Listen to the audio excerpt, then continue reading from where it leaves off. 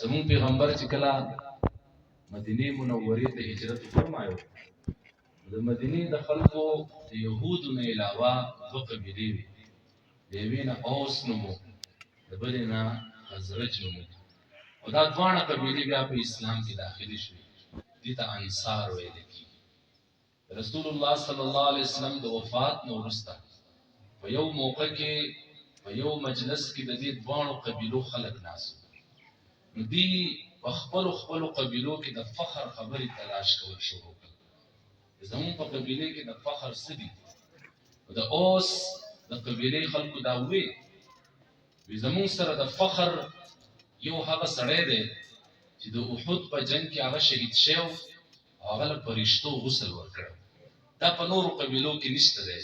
حضرت حنظله ته غسیل الملائکه وی. د احد په میدان کې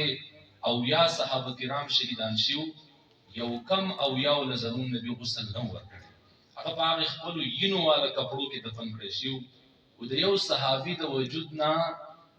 قطرې څڅېدې د اوبو. زمون پیغمبر تپوس وکړو د هغې د بیبي نه، بیبي دا ووایي چې دی په کور کې د غسل حاجت ورته. مدینې ته आवाज راغی چې رسول الله صلی الله علیه وسلم د احد په میدان کې جنگ وبېلو، وی دی دیوانوارې رامنډې کړې میدان جهاد. ابو سفیان رضی الله عنه لا مسلمان شوی نه و، د هغه سره په جنگ باندې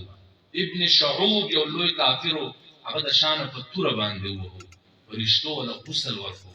د اوس د قبیلې خلکو ووایي زموږ دپاره فخر دی حضرت حنظله چې فرشتو ولا غسل ورکړی.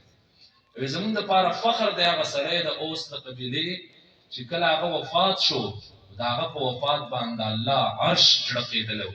سعد بن معاذ د تهجد ټیمو جبریل علیه السلام راغی، یا رسول الله په ځمکه څوک وفات دی؟ د الله عرش وجړقېدو د هغه د وفات سره. زموږ نبي ورته وی سعد بیمارو، د وفات ما ته پته نشته. زموږ نبي جومات ته راغی، تپوس یې وکړو، د سعد څه چل وشو؟ خلکو ورته یا رسول الله بېګا وفات شوی دی. او د قوم خلک یې راغلي وو وړې. زموږ نبي سحر مونځ مختصر پړاو، زموږ نبي سحر د مانځه نه وروسته تیز هغې محلې طرف ته روان شو. دومره تیز روانو، صحابي ورته یا رسول الله نن خو تاسو دومره تیز روان یې، زموږ خپو دردونه وکړل، زموږ هډوکي ودړدېدل او زموږ د پیزارو تسمې کولاو شوې. زموږ نبي ورته ما ته یره ده لکه په احد کې چې زموږ نه مخکې حنظله له فرشتو غسل ورکړو، هسې نه موږ ورسېږو زموږ نه مخکې سعد له فرشتې غسل ورکړي. صحابي وایي زه په انتظار وم چې د الله نبي راشي. د کمرې ته موږ ورننوځو، کمره خالي وه، سعد ابن معاذ پکې پروت و او سازر پې غوړېدلی و چې موږ د سعد آخرنی دیدار وکړو. چې رسول الله صلی الله علیه وسلم راغی، دروازې ورته کولاو شوې، کمره خالي وه، د الله نبي ورننوتو او موږ ته اشاره وکړه چې تاسو مه راننوځئ. خو زموږ نبي داسې نه روان لکه په خالي کمره کې چې سړی روان. زموږ نبي داسې روان و لکه د خلکو په اوږو باندې چې خپې څوک دې ور اوړي. موږ ورته ووایو یا رسول الله موږ په انتظار وو، تاسو به موږ کمرې ته دننه کوئ، تاسو موږ کمرې ته دننه نه کړو. او په خپله هم داسې ورننوتی لکه څوک چې په کمره کې ناست وي. زموږ نبي وفرمایل ټوله کمره د فرشتو نه ډکه وه. ما ته به کوم هله ځای میلاو شو چې یو فرشتې خپل وزر راغونډ کړو، نو زه په هغه ځای کېناستم. خلکو د سعد ابن معاذ جنازه اوچته کړه. سعد ابن معاذ د وجود د ډېر غټو جنازه انتهایي سپکه وه. منافقینو ته د پروپیګنډې کولو ټایم میلاو شو، او د منافق سړي په نښو کې یو نښه دا ده چې چېرته هم هغه ته په نیکانو خلکو کې، په صلحاو خلکو کې د داغ ځای میلاو شي، هغې بدنامۍ، هغې شرمۍ، هغې رسواګۍ. او د ایمان والا په نښو کې یو نښه دا ده چې په نیکانو خلکو کې ورته د داغ ځای میلاو شي، هغې پرده راواچوي، هغې چشمپوشي وکړي. منافقینو خبره خوره کړه، وی دومره سپکه جنازه و موږ چېرته د مؤمن سړي نه ده لیدلې، شاید چې دا د منافق جنازه وه. دا خبره زموږ نبي ته ورسېده او زموږ نبي وفرمیل وی نن 70,000 هغه فرشتې چې چېرته د ځمکې مخ هغو لیدلی نه و، دا د سعد بن معاذ جنازې له راغلي دي. دا جنازه هغو اوچته کړې ده. د اوس خلکو یې زموږ دپاره فخر دی سعد بن معاذ، او زموږ دپاره فخر دی هغه خزیمه ابن ثابت چې کله هغه ګواهی ورکړې وه زمونږ نبي دا فرمایلو د خزیمه ابن ثابت د یو کس ګواهی به د همیش دپاره د دوو کسانو د ګواهی برابري هغه ذو الشهادتین دی او زمونږ دپاره فخر دی هغه عاصم ابن ثابت چې کله هغه شهید کړی شو او کافرانو د هغه د وجود نه سر پرې کو چې موږ به مکې ته ویسو او د مکې خلک به موږ له انعام راکړي نو خدای پاک مچۍ راولېږلې او د هغه د لاش نه چاپېره شوې او چې کوم کس به هغې لاش طرف ته مخې ته دو هغې مچو به پرې حمله کوله د هغې سړي د لاش حفاظت الله د مچو په ذریعه کړی دا زموږ دپاره فخر دي دا څلور کسان خزرج د قبیلې خلک نازو او ورته زمونږ دپاره هم څلور کسان د فخر دي په موږ کې داسې څلور کسان موجود وو چې د رسول الله صلی الله علیه وسلم په زمانه کې په کل مدینه کې چاته ثابت قرآن د علومو سره یاد نه و او دې څلور واړو ته د الله د نبي په دور کې ثابت قرآن د علومو سره یاد و په موږ کې زید ابن ثابت دی په موږ کې ابی ابن کعب دی په موږ کې معاذ ابن جبل دی او په موږ کې ابو زید دی خلکو انس رضی الله عنه ته دا ابو زید څوک دی دا زما په ترونو کې یو ترو عالمانو د دې حدیث ته لاندې لیکلي دي چې کله ایمان په زړونو کې نه نو بیا خلک په هغه شیزونو باندې فخر کوي کوم چې د مرګ څپېړه د سړي په مخ ولګي او د مرګ د څپېړې سره ختم شي یا چې ایمان په زړونو کې نه خلک په جیدادونو باندې فخر کوي او خلک په عهدو باندې فخر کوي خلک په تعلقاتو فخر کوي خلک په شهرتونو باندې فخر کوي او په الله دغه فخر ډېر بد لګي چې د مرګ د څپېړې سره نوم ختم شي جیدادونه ختم شي عهدې ختم شي طاقت ختم شي دا د فخر شیزونه نه دي خو چې کله ایمانونه زړه ته ورکوشول نو بیا په دې خبرو به خلکو فخر کوو دا حدیث ته لاندې عالمانو دا لیکلي دي ما د دې لپاره دا حدیث تاسو مخې ته بیان کړو چې چېرته هم د سرسینۍ نوم اخیستلی کېږي او د دې ثابت سواد د کیلو سره موږ د سرسینۍ موازنه کوو زمونږ په سرسینۍ کې داسې علما دي او زمونږ په سرسینۍ کې داسې ادارې دي چې موږ پرې د کل سواد د کیلو سره فخر کولی شو الحمدلله دا مدرسه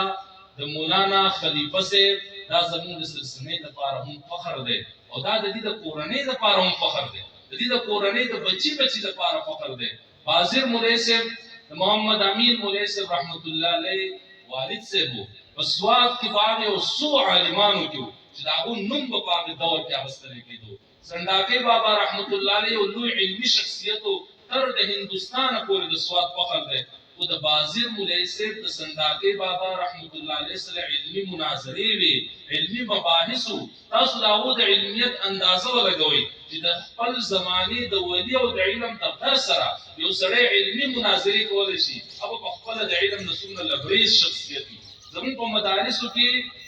15 علوم پړاوېږي او هغه 15 علومو کې که زه پکې غلط نه یم زما وجدان او زما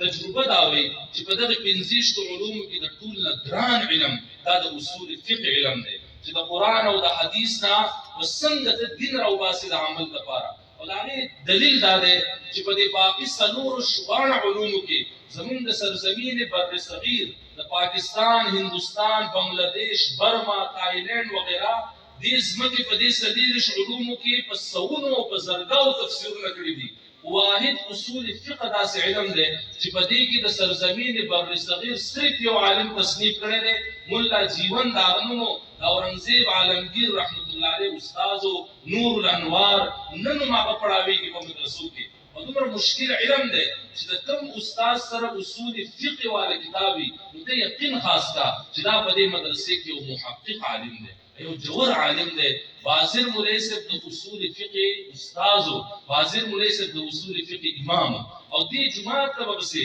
د دې پښتونخوا د ګډ نه شاګردان راتل او دا هغونه به علوم زده کول دا ستاسو دا کورنۍ په دې علومو باندې یاد او په دې دنیا کې ستاسو دا کورنۍ په دې علومو باندې زوتېدله په دې دنیا کې او دا خبره بیا د دې مجلس مناسب وي یا به د دې مجلس مناسب نه وي مشران عالمان په دې خبرو پوهېږي چې کومه خبره د کولو ده کومه خبره د کولو نه ده زمونږ هغه درنه پوهه نشته دی زما په زړه کې بار راځي یو زړه راته وایي چې مه یې کوه که څوک پرې خفه شي بل زړه راته وایي چې وایي که دا د عبرت خبره ده دا د 2010 پسې ده د ستمبر د میاشتې شوالو مونږ مدرسې ته لاړو زما دور حدیث کالو زلاړم من دور ته ما ځان لا د حدیثونو ټول کتابونه واغستل ورته مې راوړل خپل نوم مې کولی کو تیار مې کړل د سبق لپاره ما محمد امین مولوی صاحب رحمت الله علیه ته خط راولېږو د خپل کور نه او په هغه خط کې مو ته دا لیکلو چې ما ځان لا د حدیث ټول کتابونه واغستل او خپل نومونه مې ولیکل مدرسې ته به ومړم استاد د والد صاحب علمي شان او استاد د والد صاحب یو علمي اثر یو علمي برکات زما زړه دا غواړي چې زه د حدیثو دا کال استاد د والد صاحب کتابونه کې وایم د برکت لپاره مال عالیتن راکې چې زه بس استعمال کوم او چې کله زما سبقونه ختم شول زه به د محفوظ کور ته دروم نو ماشوم لا خط ورکو هغه خط راوړو یو ورځ تیر وشوه ما به خپل موبایل نمبر لیکلو ما د څه ریپلای را نغلا 2 ورځې تیر وته 3 ورځې تیر وته څه جواب ما ته را نغی ما شاید خط ورته نه میلاو شوی یا شاید په خط بد په لګیدلی او 3 ورځې بعد مازوتن مانځنه ورسته ما ته ناشنا نمبر نه ټلیفون راغی ما چې چت کو ما ته وی هغه د ادب نومو زمان وسیر دی مولا دادا وی چې هغه سره خبرې کوي ما دې بچو ستا خدمت 3 ورځې مخکې میلاو شو او دغه د لپاره معذرت کوم چې تاخير مې وکړو دا 3 ورځې ما سینې تیرې کړې دا 3 ورځې ما په خپل کورونو کې خپل ځامنو د وریرونو د موضوع په کورونو کې د حدیث کتابونه راټول وته د حدیث کتابونه مې زموږ په کور کې د کتابونه پاتې نه زه تا ته په دې معذرت کوم یو هغه وخو یو زېم کا نن دا خبره دا روح ته ورسیږي او فخر وکي په دې خبره دلته په دې مدرسې کې یو لوی لایبرری ده او په دې دور کې هغه ژوندې وي امو دا خطر علی کله او ما ته دا ریپلای کړو چې بچو راشه چې کوم قسم کتاب دې پکاره زموږ سره په کور کې پروت دی دې ماشوم او دې حالت مولانا خلیفہ سے تاسو هغه فخر را ژوندې کړی دی او زه مې چې تر د قیامت ورځې پورې دا قائم دي تاسو په کورنۍ کې کله چې رفیق علي صاحب الیکشن ګټلو مونږه خپل راغلو خلکو بولو مبارکي ورکولا مورون مبارکي ورکا هغه ماته وی دا زمون سم مقام نشته دغه یو سو قبرون ته لاسونو په قبرونو کې خلک پراته ده دا د قبرونو والا برکت ده مور ته ما د 100% صحیح خبر وکړه دا بالکل دا د قبرونو والا برکت ده زه تاسو ته هم دا ستاسو د قرآني فخر ده د دې جن په قرآن او حديث خلکو زده کول یو وخت بیا کلټي خړلې د تاریخ او بیا هغه قرآن او حديث تاسو ته قرآني نه خلک زده کوي تاسو په دنیاوي لحاظ ستوري درنه جوړ شي زه وایم چې د قیامت په میدان کې تاسو فخر کولای شئ په دې خپل علمي وقار او په دې خپل علمي شناخت باندې فخر کولای شئ او تاسو مشران د بازار مولوی صاحب روح پرن خوشاله زما د وسو په ذریعہ باندې الله کلام کوي زمون په دې شی موضوع کې وړل لوی عالم مولانا صدیق صاحب نومو زمون په منیر صاحب رحمت الله علیه دا په قبر په کروڑا او رحمت الله نازل دي مونږ ته تربیت ډېر خبرې خو دې او دا خبرې مونږ کړې و چې مونږ د مولانا صدیق صاحب قال زو او قال وتر ډېر بزرګ عالم او منیر صاحب چې مونږ قال ته 15 ځامن ولاګاو او د 15 ځامن نمونه هغه د دیوبند د مشران عالمانو په نومونو باندې خو اشرف علي راغو په ځامنو کې رشید احمد راغو په ځامنو کې مولانا قاسم محمد قاسم راغو په ځامنو کې حسین احمد راغو په ځامنو کې دا د دیوبند لوی اکابر دي او 15 واړو ځامنو کې یو سری د مدرسې مخنون او علم نو کړه 15 ځامنو باوجود پیداوي مخمونی صاحب رحمت الله علیه موږ ته پیداوي چې زمیرات بما ورته مولوی صاحب تاسو 15 ځامن دي چې 15 ځامن دي چې کوم علم خدای مال راکړو هغه علم زما یو بچی ته منتقل نشو زمیرات ما دا روح نن د بازار مولوی صاحب او د مولانا محمد امین مولوی صاحب روح په دې باندې فخر کوي دا مدرسه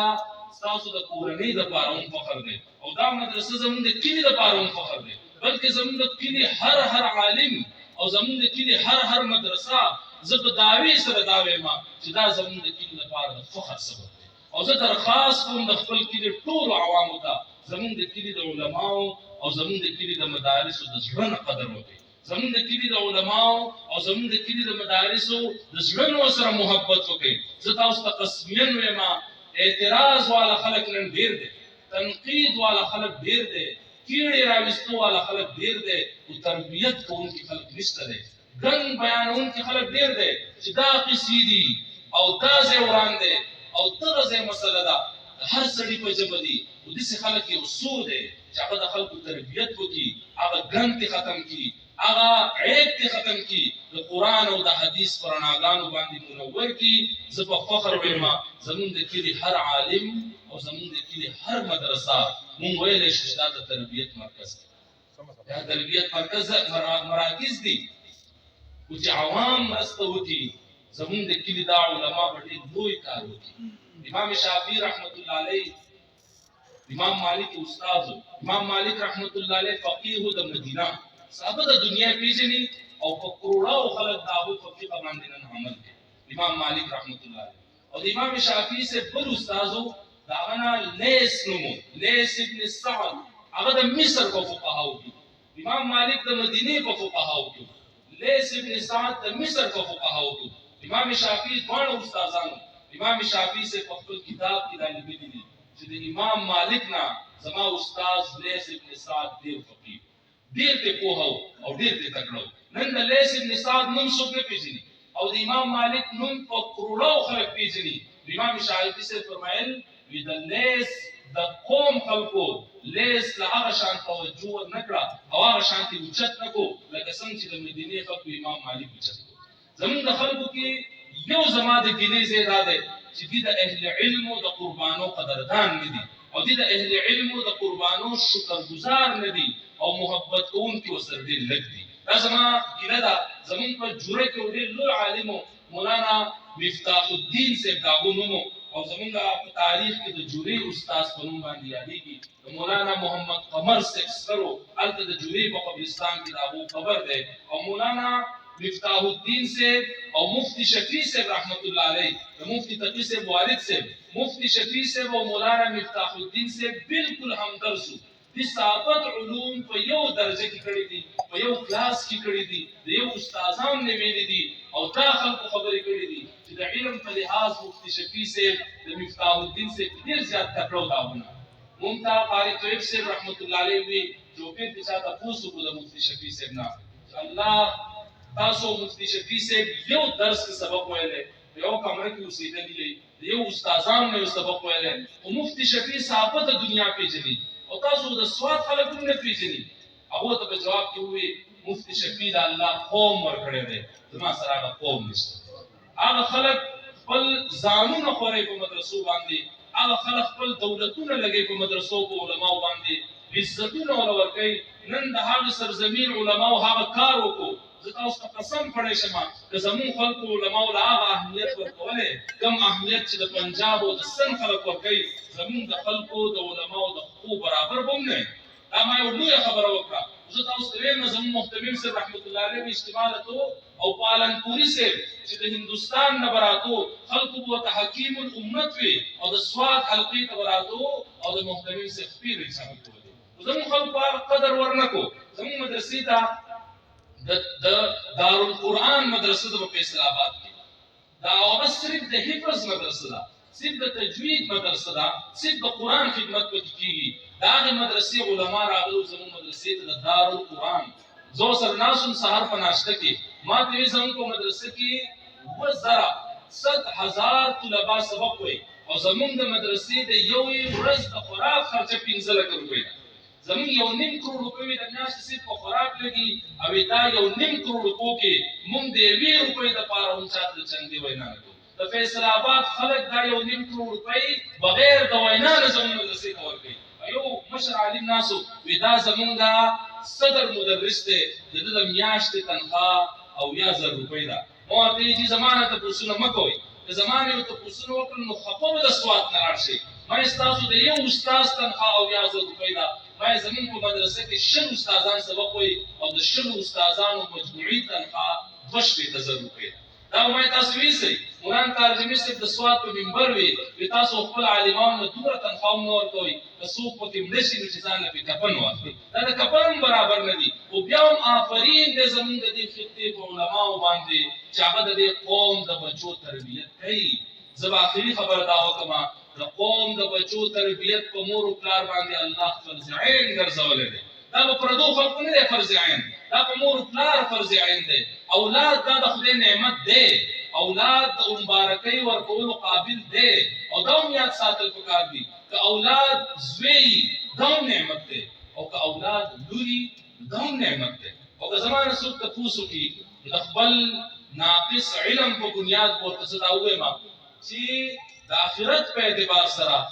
لور دا د زوی نه لوی نعمت دی زموږ پیغمبر په جومات کې خپل دواړه ګوتې اوچتې کړې وې د منځ ګوته او د شهادت ګوته او دا خبرې کړې وه هغه انسان چې الله وله 3 لوریانې ورکړي هغه انسان چې الله وله 2 لوریانې ورکړي هغه انسان چې الله وله 1 لور ورکړي او دی د خپلې لور تربیت وکړي اهمیت او عزت وله ورکړي زوی له پې ترجیح ورنکړي تعلیم او تربیت وله ورکړي او بیا واده کړي د واده نه وروسته خیر خبر اخلي زموږ نبي وفرمیل ما او د لوریانو دغه پلار او مور به د قیامت په میدان کې د دې 2 ګوتو په شان کې جوخ ولاړ ما د لوی عالمانو په دعاګانو کې دا اورېدلي دي چې یا الله موږ ته د رسول الله صلی الله علیه وسلم پړوس را نصیب کړه د لور پلار ته دا پړوس الله ډېر په اسانه باندې ورکوي بخاري شریف کې حدیث دی د امت مور فرمایي حضرت عایشه رضی الله عنها چې زنانه زما کور ته راوننوته 2 لوریانې ورسره وې زما مې د خوراک څه وغوښتل په کور کې خوراک نه و ما یوه کجوره راواغسته ور مې کوله